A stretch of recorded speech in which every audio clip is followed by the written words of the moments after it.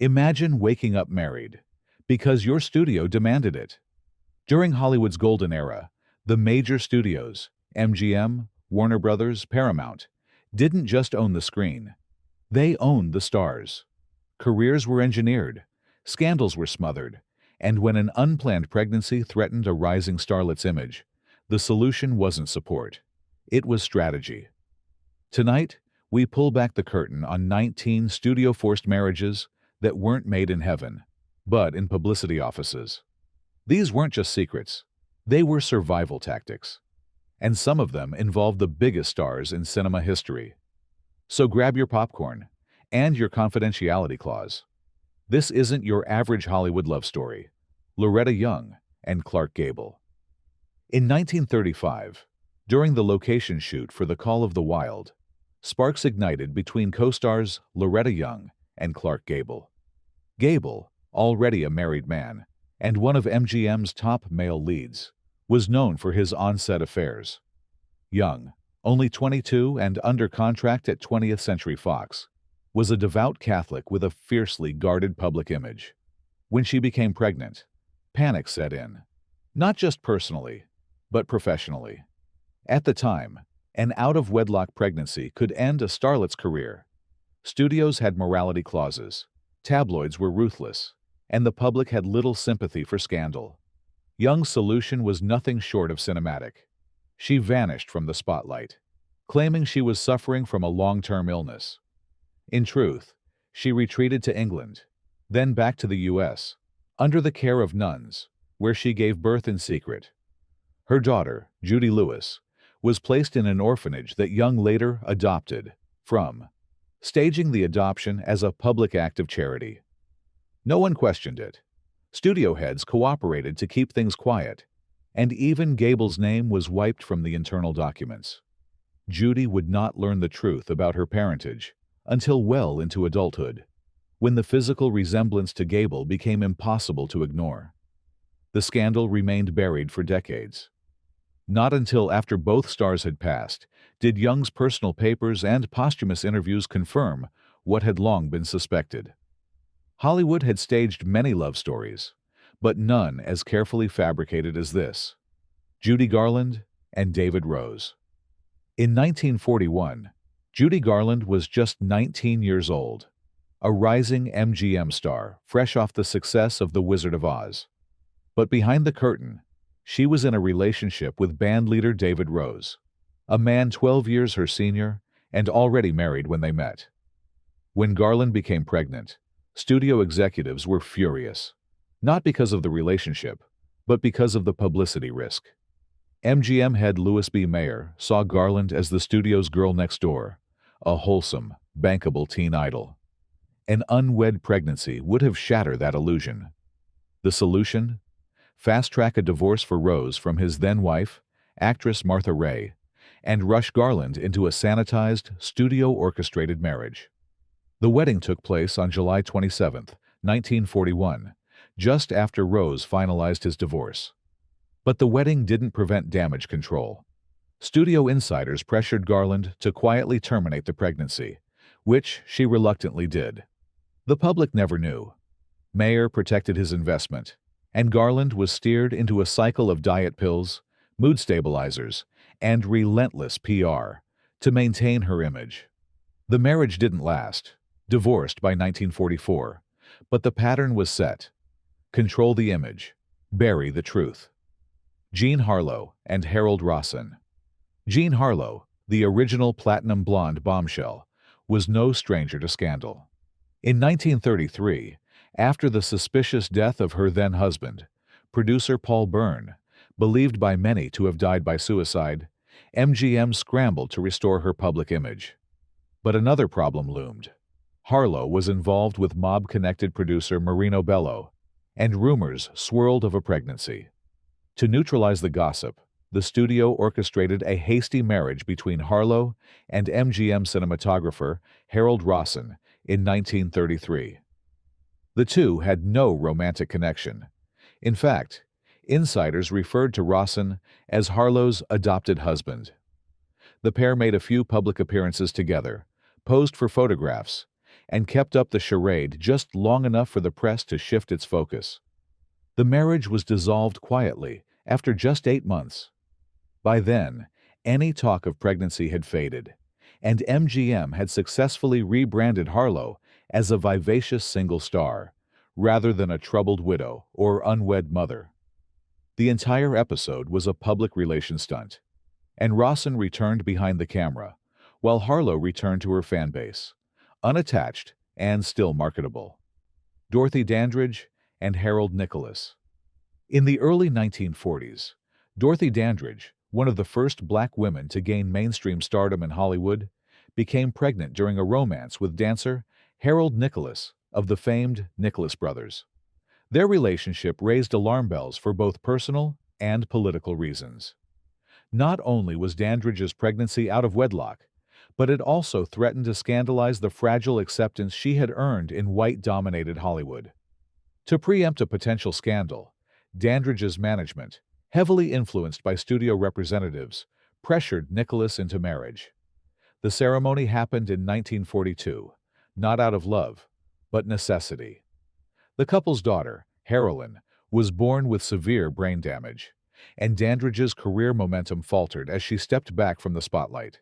The studio barely acknowledged her motherhood. In fact, they continued to market her as an unattached glamour figure, with press releases that erased any mention of Carolyn. Nicholas soon left the picture entirely, and Dandridge was left as a single mother in a system that had never truly supported her.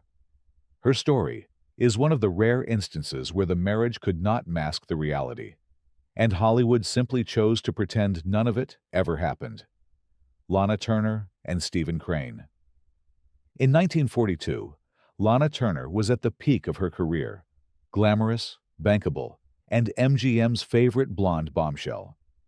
But when she became pregnant by Stephen Crane, a suave businessman with shady connections, MGM panicked. Why? Because Crane's 1939 divorce from his first wife hadn't been finalized properly. The studio couldn't risk a scandal involving bigamy, especially not with their biggest female star at the center of it. MGM swiftly orchestrated a marriage between Turner and Crane to legitimize the pregnancy. But just 2 months later, the truth emerged. Crane's divorce wasn't valid. The marriage was declared null and void. Quietly, the couple remarried in a legally binding ceremony on March 17, 1943, just in time for Turner to give birth to their daughter, Cheryl. The press was spoon-fed a narrative of young love and reconciliation. In reality, Turner had nearly walked away from the marriage. Crane's infidelities and the studio's manipulation had left her emotionally drained. Yet the story was smoothed over with glamour shots and a cover in photoplay. Lana's pregnancy was presented as a romantic happy ending, not the carefully managed legal tightrope it really was. Olivia de Havilland and Marcus Goodrich. By the time Olivia de Havilland won her first Academy Award for To Each His Own in 1946, she was already caught in a quiet personal crisis. She was pregnant by writer Marcus Goodrich, 13 years her senior and twice divorced. The studio, concerned about timing and image, insisted the two marry before the press caught wind. Warner Brothers had a lot riding on de Havilland. She had recently won a legal battle against the studio system itself, the famous de Havilland Law, and the press still painted her as the principled woman who stood up to Hollywood's contract slavery. An out-of-wedlock pregnancy would have undermined that carefully built persona. The wedding took place just weeks before her due date, under the tightest of media restrictions. Guests were sworn to secrecy. Their son, Benjamin, was born shortly after, and the press obligingly labeled him a honeymoon baby. Ingrid Bergman and Petter Lindstrom. Ingrid Bergman's affair with Roberto Rossellini is infamous, costing her her Hollywood career for several years. But fewer know that her first marriage, to Swedish neurosurgeon Petter Lindstrom, was used as a reputational buffer for a long time, particularly when she became pregnant during their crumbling relationship. In 1949, rumors swirled that Bergman's growing closeness with Rossellini was more than professional. She was still legally married to Lindstrom and pregnant, though the timeline of conception blurred traditional lines. The studios panicked. Bergman had a pristine image, intellectual, European, morally upright. Her contract with Selznick International Pictures included clauses about moral conduct, and pregnancy outside marriage would be a violation. Lindstrom, under pressure, agreed to delay divorce proceedings. The baby, Pia Lindstrom, was born under the banner of marital legitimacy, even as Bergman's heart and body was elsewhere. Bergman's true scandal, her child with Rossellini born before their marriage, would come later, but this earlier pregnancy had already nearly toppled her image. In studio memos released decades later, execs coldly debated the mathematics of conception and PR. In one, a Selznick assistant wrote, "Can Petter extend the illusion another 3 months? That would help." Jane Russell and Bob Waterfield. Jane Russell burst into stardom with The Outlaw in 1943, a film famous more for her cleavage than for its script. But Russell wasn't just a sex symbol. She was a young woman swept up in studio control, and her marriage to football star Bob Waterfield was as strategic as it was romantic. By 1942, Russell was allegedly pregnant. By whom remains unclear. Studio head Howard Hughes, who produced The Outlaw, was intensely controlling and protective of her image. A pregnancy would have devastated the film's already delayed release, not to mention Russell's squeaky clean Midwestern persona. The rushed solution: Mary Waterfield, who was a longtime acquaintance from her youth. The wedding took place in April 1943, mere months before The Outlaw hit theaters. The press celebrated the union as a glamorous wartime romance, but private correspondences suggest otherwise. In a letter to a friend, Russell wrote, "Hughes says this'll help clean it all up. Bob's agreeable. It won't be hard. We get along." Whether the pregnancy resulted in birth, miscarriage, or something else remains unclear. But the marriage lasted for 25 years, one of the few studio-forced unions that endured. Still, the circumstances around its beginning reveal how even long-lasting Hollywood marriages often began as contractual crisis management. Ava Gardner and Mickey Rooney. In 1942, a 19-year-old Ava Gardner married Mickey Rooney, one of the most bankable stars of the time. MGM had promoted Rooney as the all-American boy, the wholesome face of the Andy Hardy films. What the studio didn't want anyone to know? Gardner was reportedly pregnant at the time of their whirlwind union.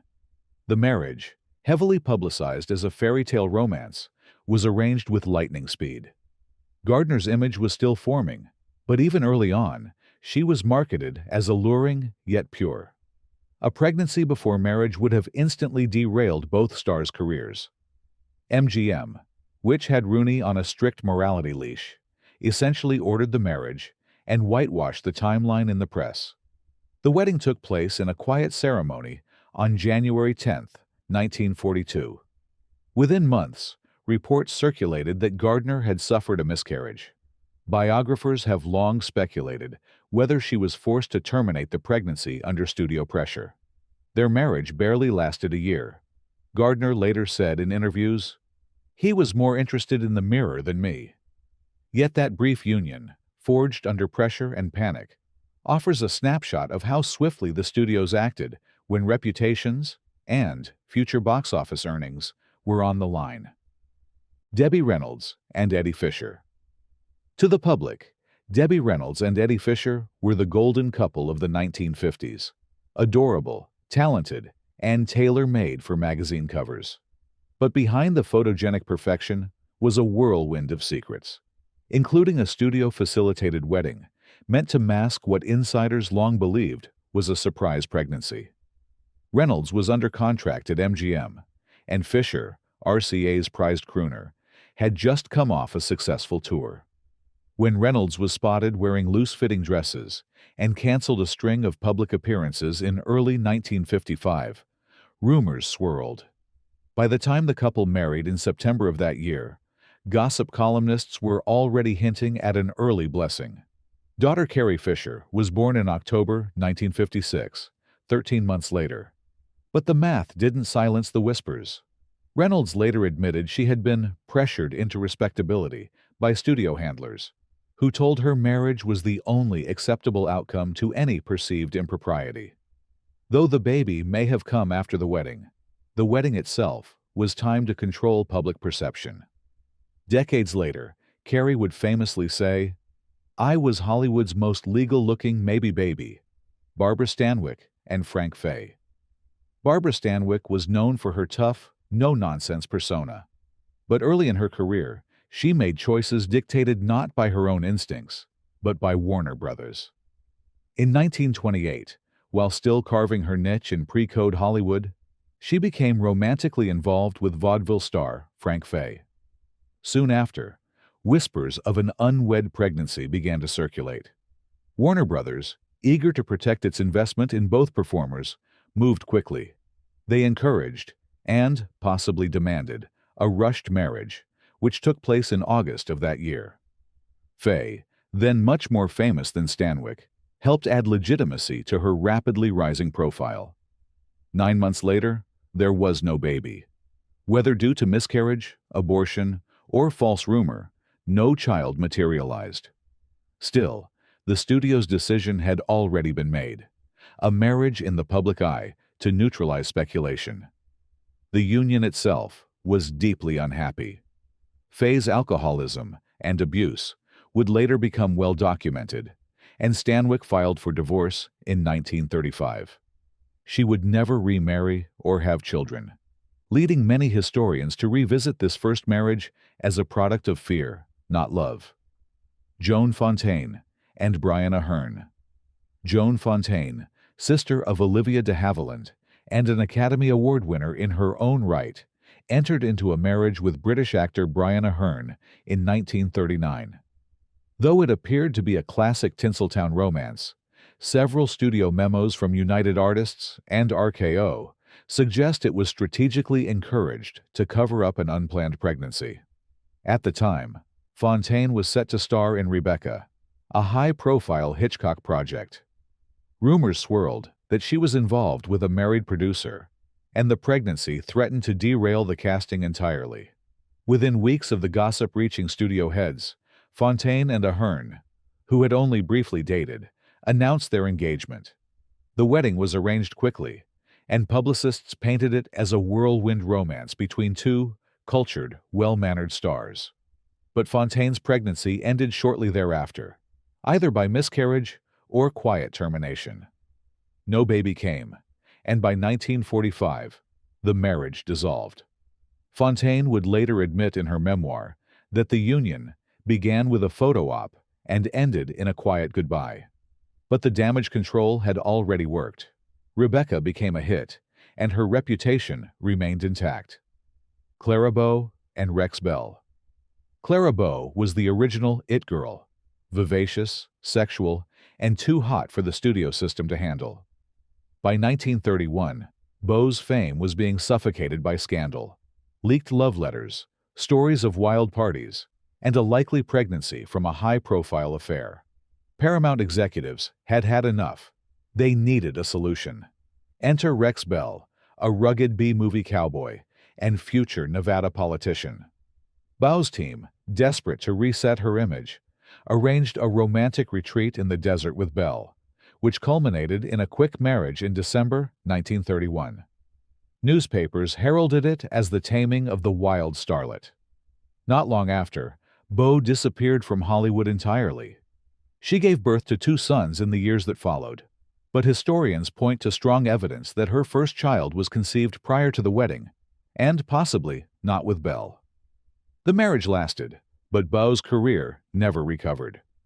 Though the union cooled her press scandal, it also marked the end of her stardom.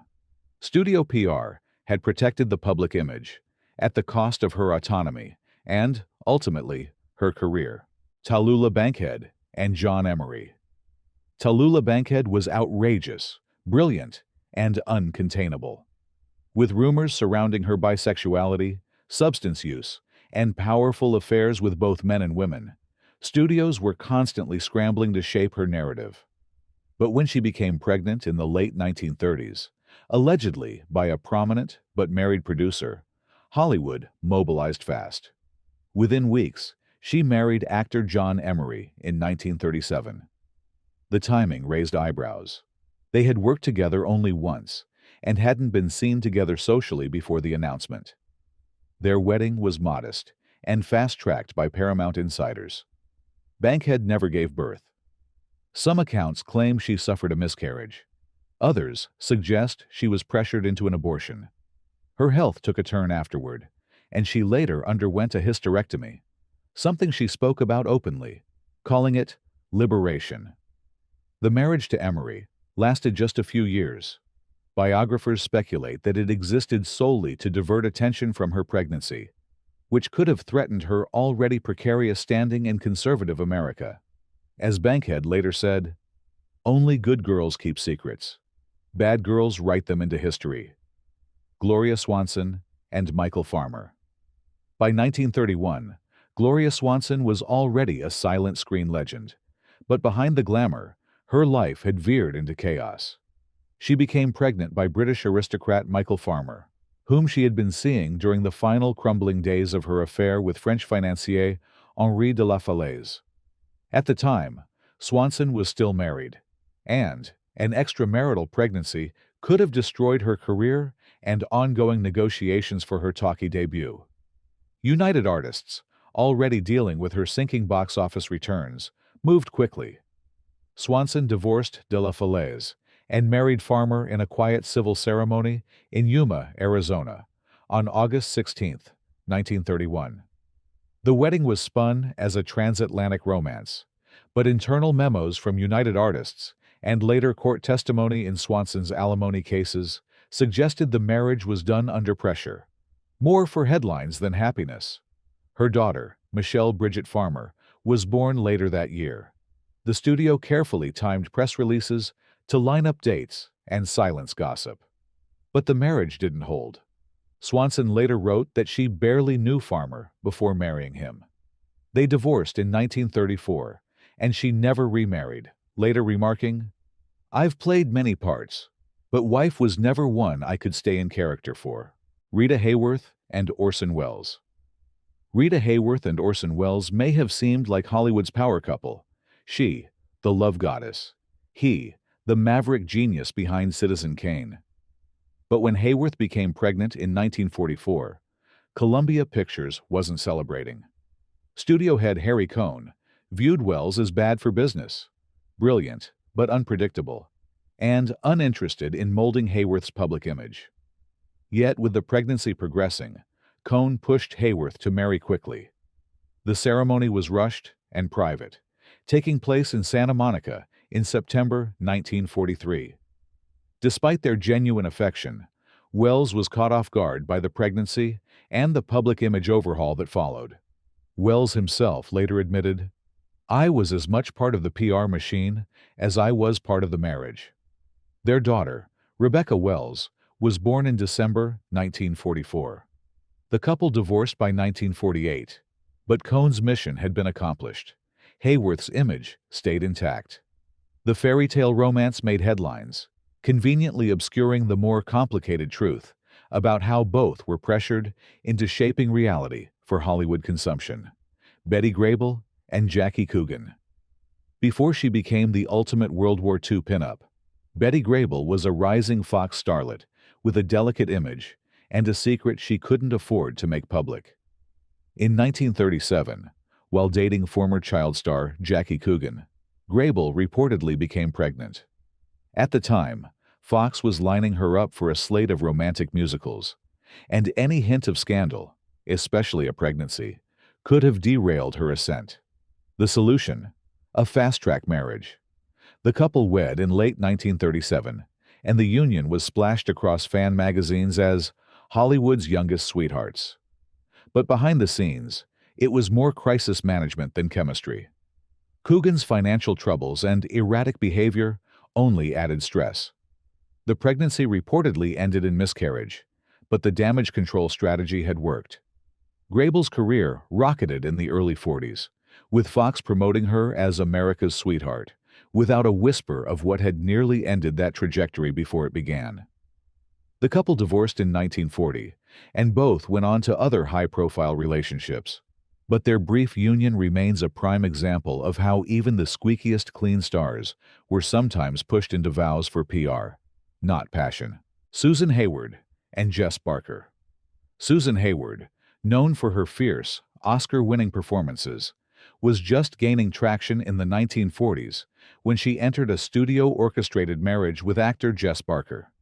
Hayward had been linked to several high-profile men, some of them married, and rumors of an unwed pregnancy threatened to halt her rise at 20th Century Fox. To save face, publicists arranged for Hayward and Barker to marry in July 1944. Press statements heralded it as a dream match, though insiders claimed the couple barely knew each other before the engagement. Hayward gave birth to twins in 1945, but as her star continued to rise, cracks in the marriage deepened. A bitter divorce and custody battle followed in 1954, during which Barker accused her of career prioritization, and Hayward refused to deny that the union had been engineered by studio PR. Court documents, now public, reveal references to contractual image maintenance and privacy clauses, clear signs that the marriage was at least partially orchestrated to silence headlines and sell tickets. Hayward, ever the realist, reportedly told a friend years later, "They gave me the gown, the groom, the story, and the ring. All I gave was consent. And there you have it, 19 weddings, countless headlines, and one dirty little secret." In Hollywood's golden era, marriage was often less about love and more about damage control. These weren't fairy tales. They were fire drills. A contract here, a baby bump there, and a press release ready before the cake was even cut. But through the smoke and mirrors, these stars left behind more than just rumors. They left legacies and stories that refused to stay buried. Which one surprised you the most? Drop it in the comments below. And if you want more untold Hollywood scandals, hit that like button, subscribe, and ring the bell. Because in old Hollywood, the truth was always off script.